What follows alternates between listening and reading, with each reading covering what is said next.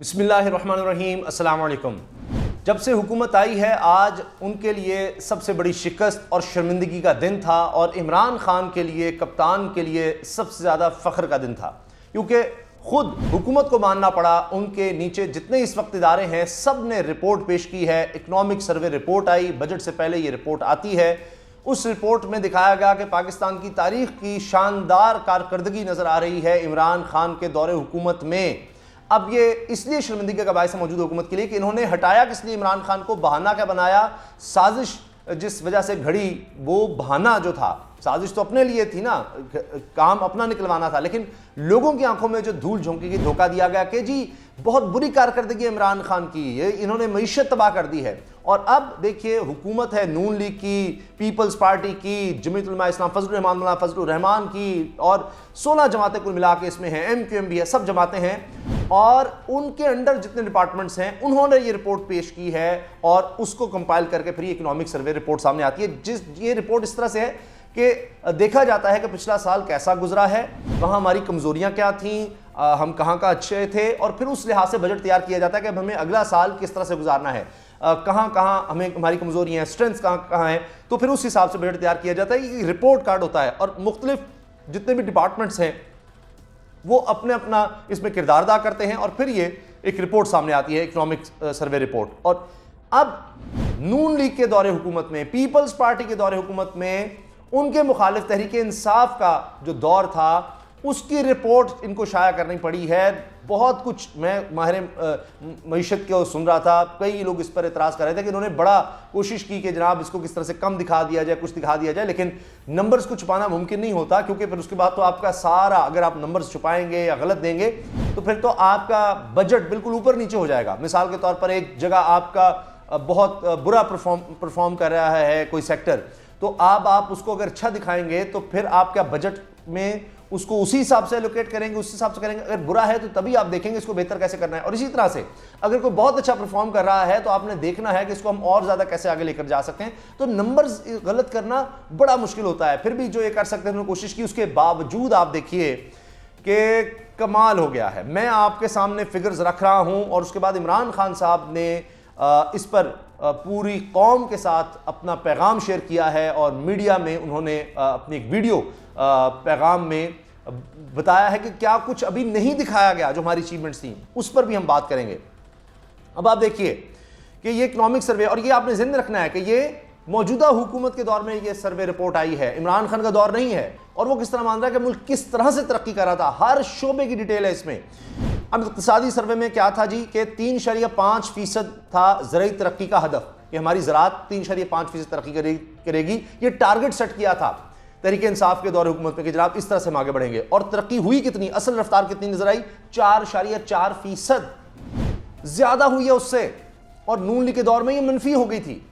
और अब आप देखें कि वो चैनल्स जिनमें जियो भी शामिल है, जिनको इश्तिहार दिए गए हैं, भरमार की गई है, अभी और इश्तिहार दिए जाएंगे, वो भी मजबूर हैं ये सब दिखाने पर। ये कारकर्दगी इमरान खान की, तारीखी कारकर्दगी, यानी मुसलसल 2 साल हमने एक दफ़ा 5% से ज़्यादा और एक दफ़ा 6% पाकिस्तान की तरक्की की शरह रही है। पाकिस्तान में किस तरह से दौलत आगे हुई, रोज़गार के मौके किस तरह हुए, वो सब सामने नज़र आ रहा है।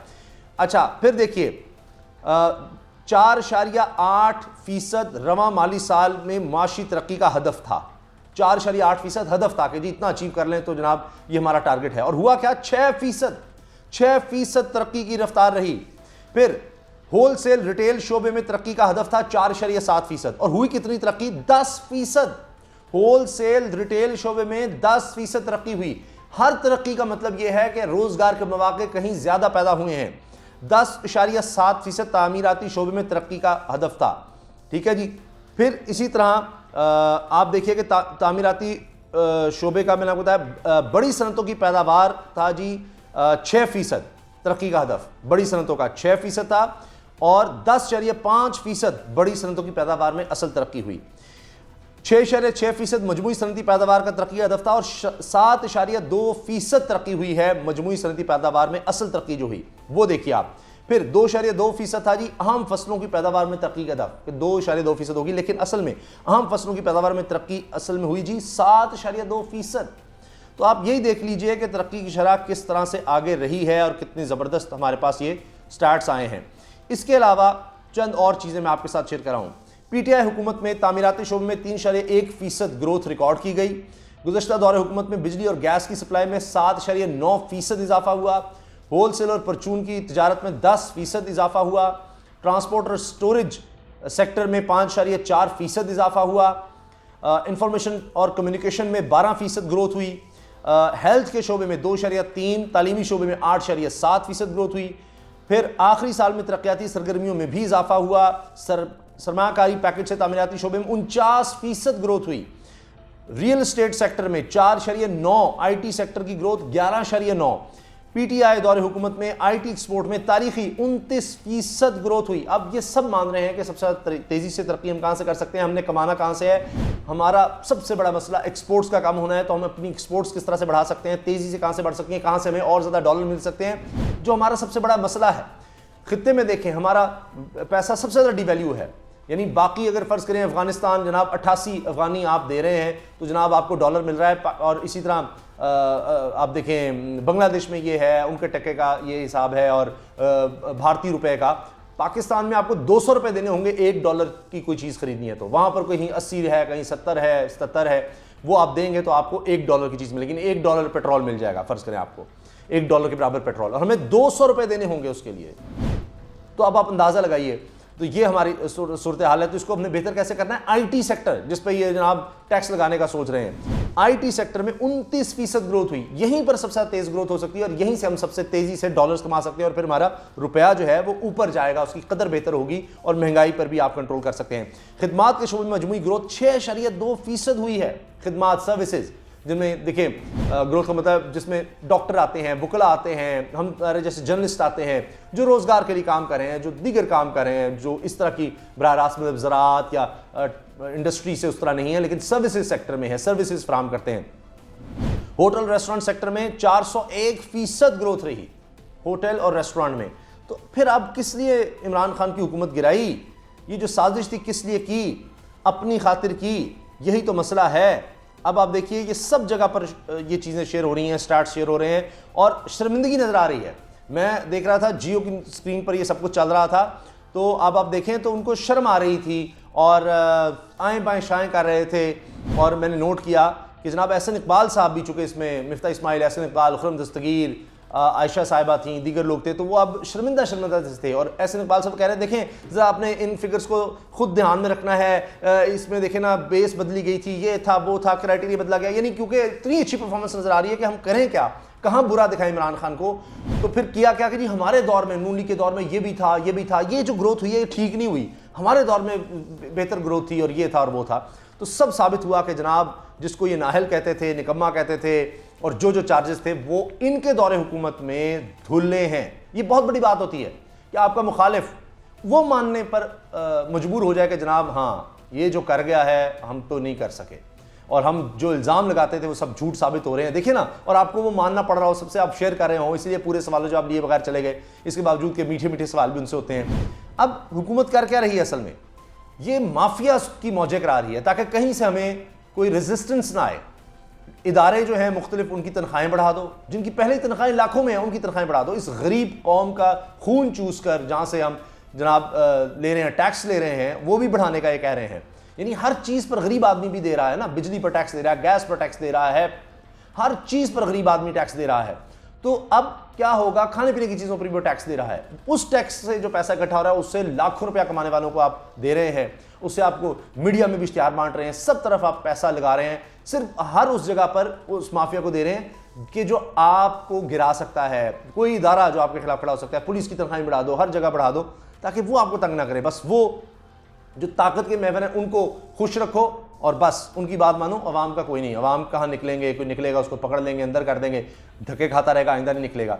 तो शर्मिंदगी इनके चेहरों पर नजर आ रही थी जब ये न्यूज़ कॉन्फ्रेंस कर रहे थे, वो मैं देख रहा था। इमरान खान साहब ने इसके बाद कौम से खिताब किया है, बात की है, वीडियो पैगाम जारी किया, और उसमें वो कह रहे हैं कि जनाब एहसास प्रोग्राम में जिस तरह हम कर्जे दे रहे थे, हेल्थ कार्ड, और मैं देख रहा था कि यूनिवर्सल हेल्थ इंश्योरेंस का काम जिस तरह इमरान खान ने शुरू किया, उस पर अब लोग कर्जे देने को तैयार हैं। लेकिन इतनी तेज़ी से 2 महीने में पाकिस्तान डिसक्रेडिट हो रहा है, रेटिंग्स पाकिस्तान की गिर रही हैं।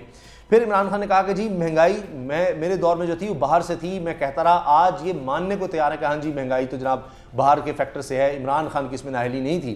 डैम्स इनके दौर में बन रहे थे। फिर इमरान खान ने कहा कि लोगों को पता था कि इमरान खान यहाँ कोई पाकिस्तान में पैसा बना के फैक्ट्रियाँ बनाने, दौलत और जायदादें बनाने नहीं आया, तो रिकॉर्ड रेमिटेंसेस पाकिस्तान में, तरसीलात ज़र में इजाफा हुआ।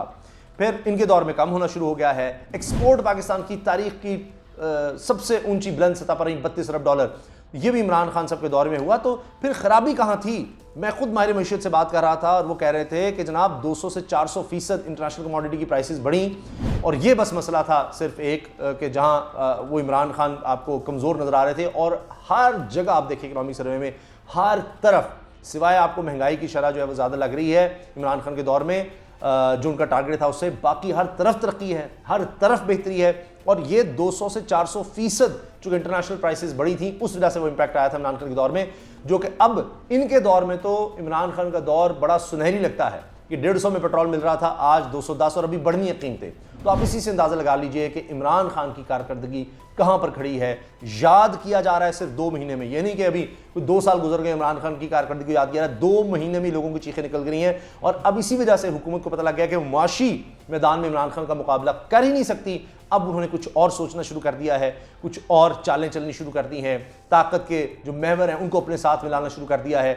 क्योंकि अब ये सर्वे तो बता रहा है कि इमरान खान बहुत ज़बरदस्त जा रहे थे, बहुत ज़बरदस्त जा रहे थे, और अगर उनको और मौका मिल जाता तो वाकई पाकिस्तान को तरक्की की उस मंजिल पर ले जाना शुरू कर देते कि जहाँ पर हमारे पास इतना कुशन आ जाता कि हम जो बाहर की जो महंगाई थी उससे अपनी कौम को मज़ीद बचा सकते थे। लेकिन अब तो लोड शेडिंग इतनी ज़्यादा है। खुद इमरान खान बता रहे थे कि अब तो ये है कि इन्होंने खुद प्लांट लगाए इंपोर्टेड कोयले के, बाहर से कोयला खरीदना है, क्यों?